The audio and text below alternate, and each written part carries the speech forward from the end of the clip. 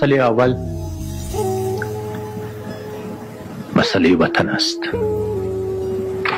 پس بیایید افغانستان خانه مشترک ما و شما هست. همه اولادهای از این وطن و از این فامیل هستیم و فامیلی هستیم که در این خانه مشترک زندگی میکنیم.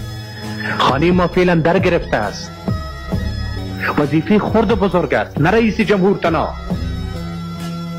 شما، من، انور خان دنگر، خان آقا خان، آجی گل خان، همه، صوفی صاحب رسول خان، از همه هست که یه آتشه که در خانه مادر گرفته. اگر کت واسکت میشه، اگر کت سطل میشه، اگر کت دولچه میشه، باید خاموش بسازیم. اگر فرزند واقعی از این خانه هستیم، اگر فرزند مربوط به این فامیل هستیم، اگر فرزند حلالی از این وطن هستیم،